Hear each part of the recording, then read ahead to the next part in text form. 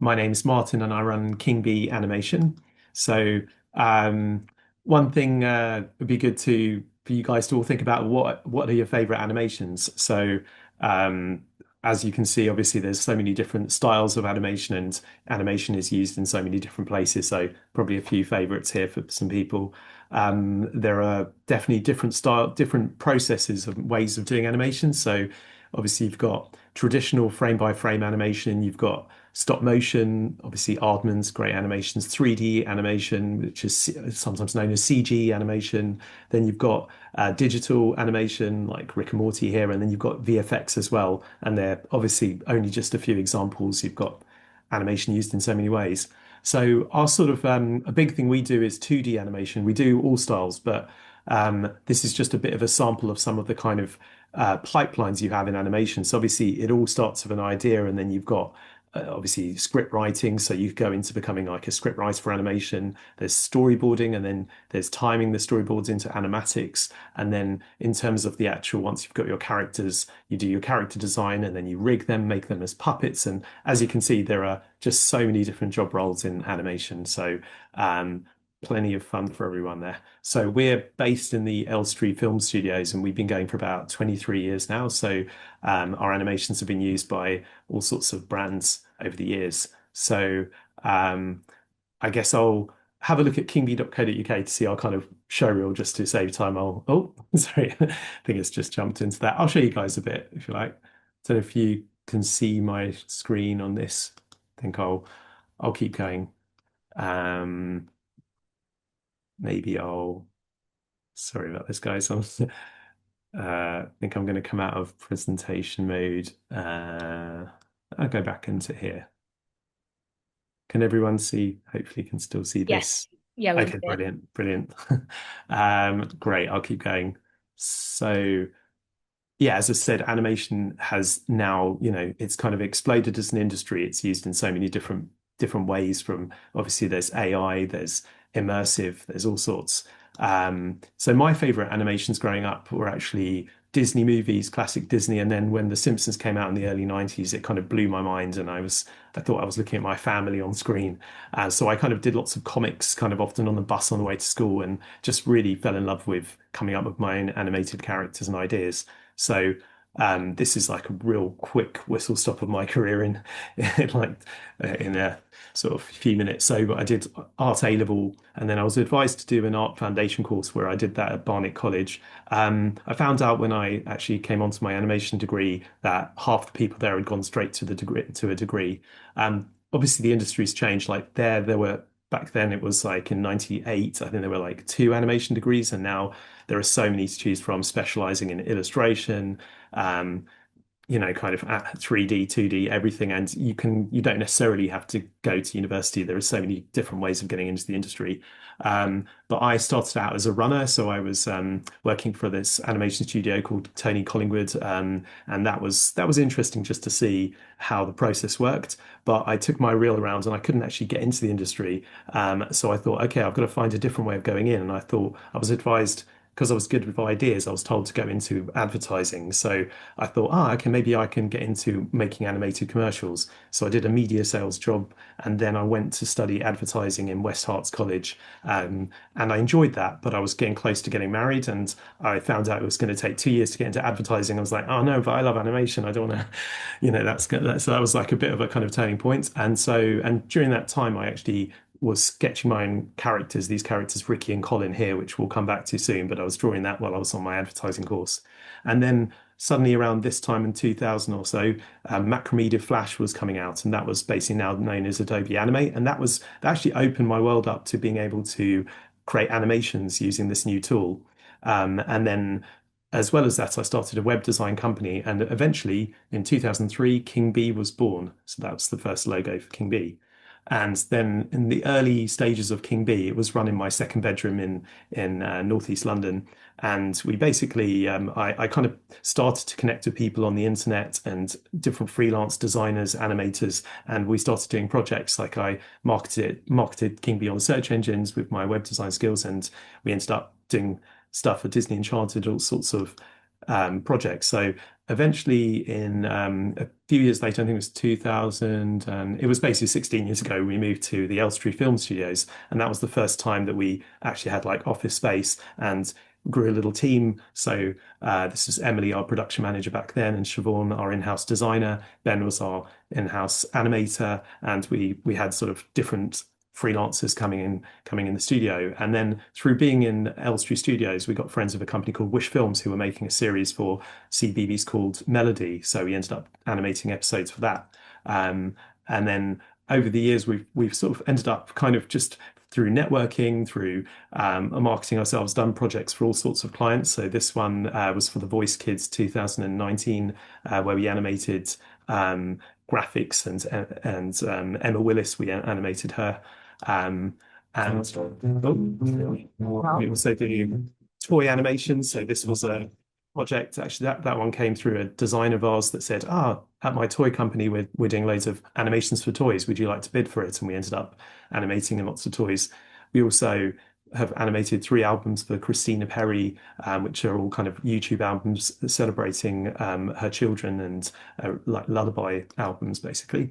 More recently, we've done some VFX projects for Lego Fortnite, which was celebrating a release of a new character in the game called the Clombo character in Lego Fortnite. So we did VFX animation with people like Dan TDM, famous YouTubers, which were kind of teasing audiences about the release of this new character.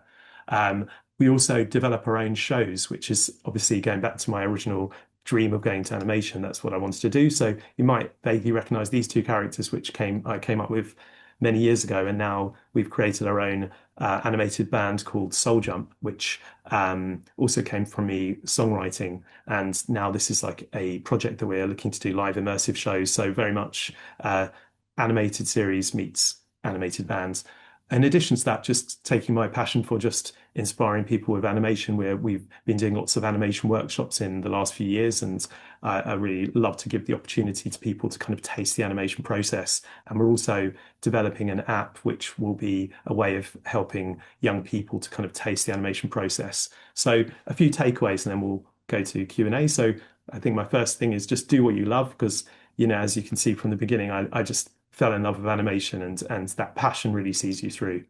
I'd say your portfolio in terms of getting into the industry is always really important. So, in many ways, even more than any grades, it's your portfolio, whether that's on, you put it on Instagram, you put it on online, on a Wix or free website, and your personality as well, just being really, kind of using your imagination and your, what's the word, initiative, in any job opportunities you get.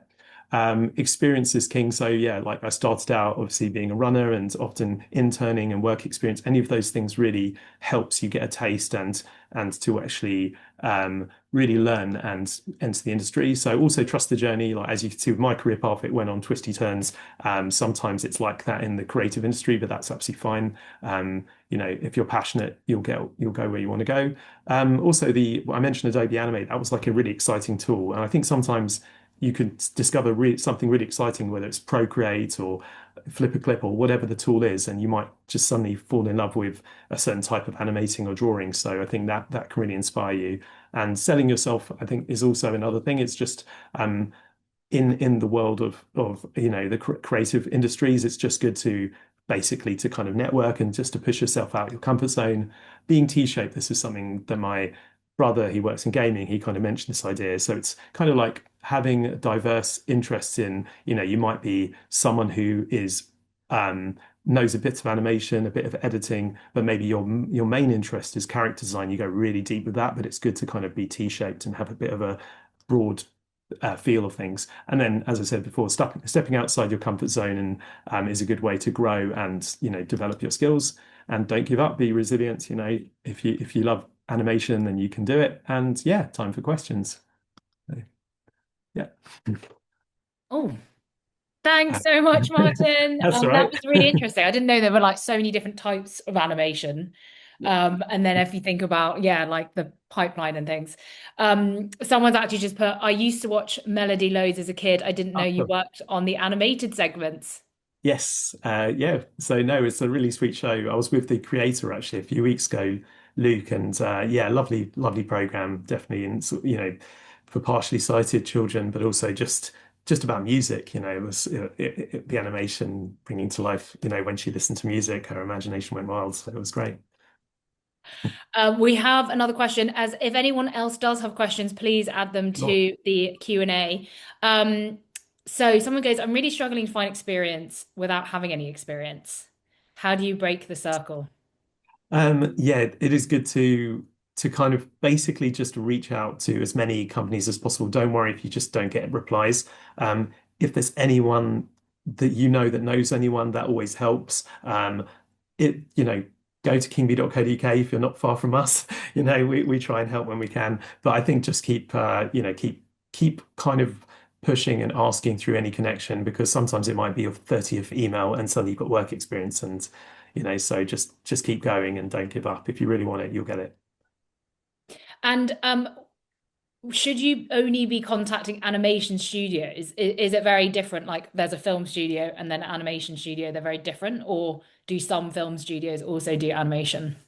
Yeah, definitely some studios do animation. I think any experience, obviously the closest to relating to what you're interested in is good to start with that. But I think any creative studio, like I think my schoolwork experience was in a printing company, and that was still kind of interesting. And then, but I'd say, yeah, just film companies do definitely. Some of them deal with animation, and also some of that thinking, directing, storytelling. You'll get inspiration, I'm sure.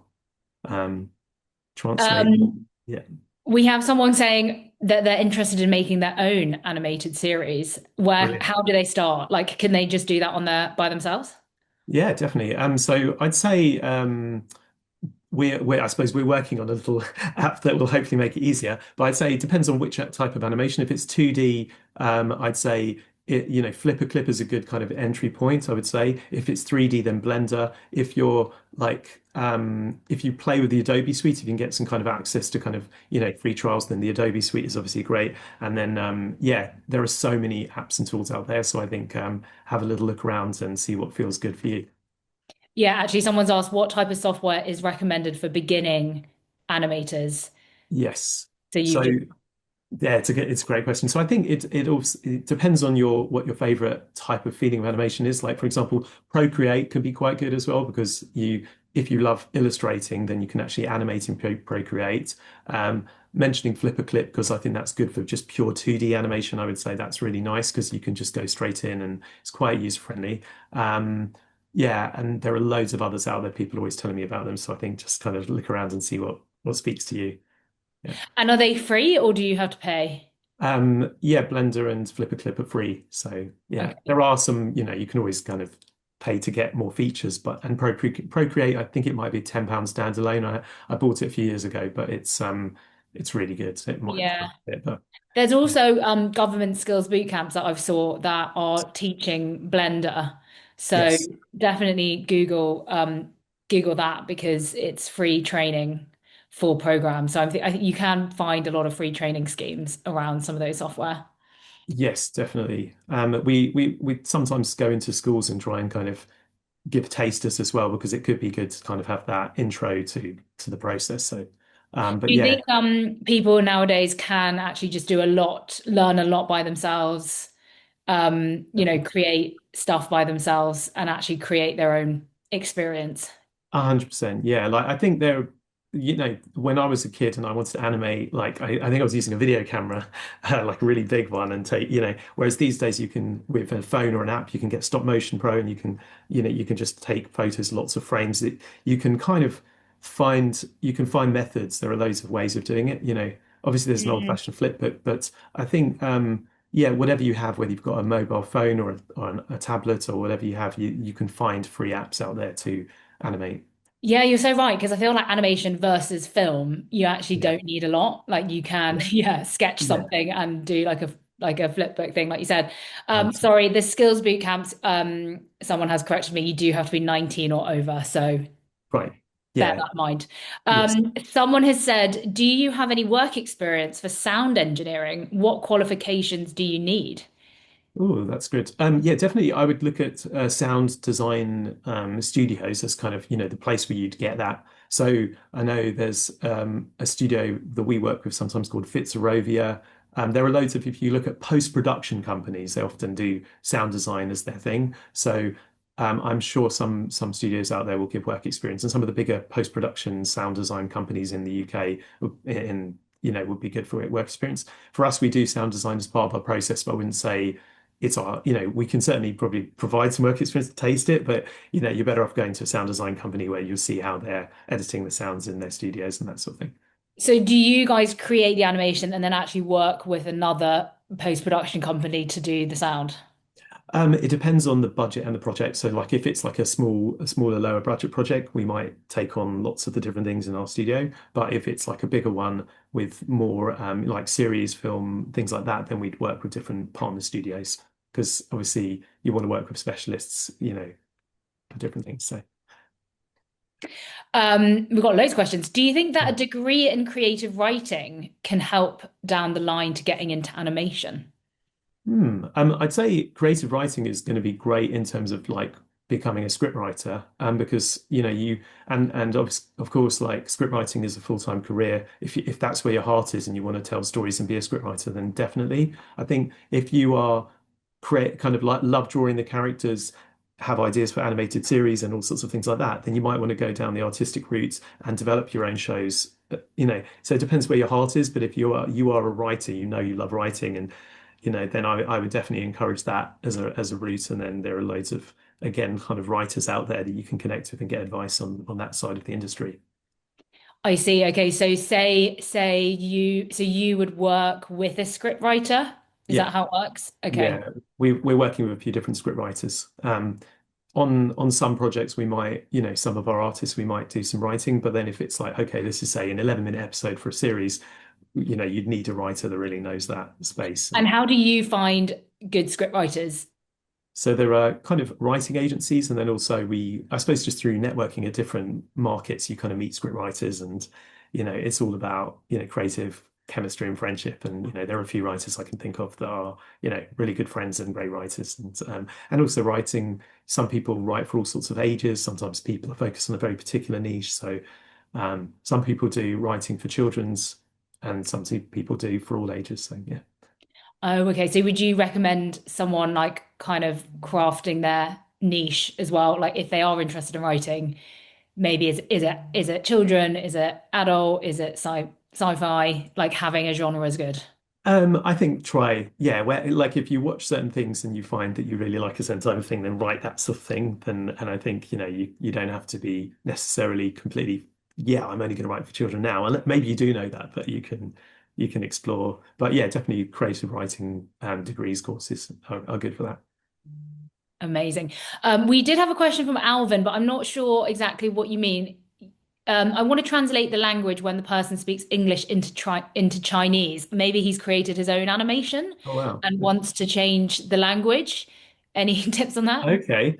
Yeah, that's a great question. I know that like if you're putting on YouTube, I'm sure YouTube have different like tools and things to help with that. But I think, yeah, in terms of if it's something you've already animated and you want to redub it, then it's good to kind of have that in mind at the beginning because sometimes you have to re-lip sync it. So it depends on, I'd have to get into some more details to understand what the animation is. But Yeah, because yeah. I think he says it's difficult because the speaking is too fast, which I assume like Hmm. the like lip syncing is too fast. Yeah, so often like we've done projects where we have to do them in 4 or 5 languages, and yeah, you're quite right. The timing and the pace is so different, so we often have to re-lip sync them for the different languages because yeah, you don't want to do the same speed for every language. You might really bewilder some people. So yeah, Oh, well, thank you so much, Martin. We've no gone problem. over time, but I mean, what last question is, what has been the best animation project you've worked on?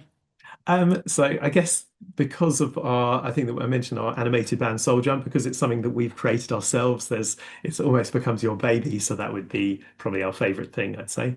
And where can we watch that?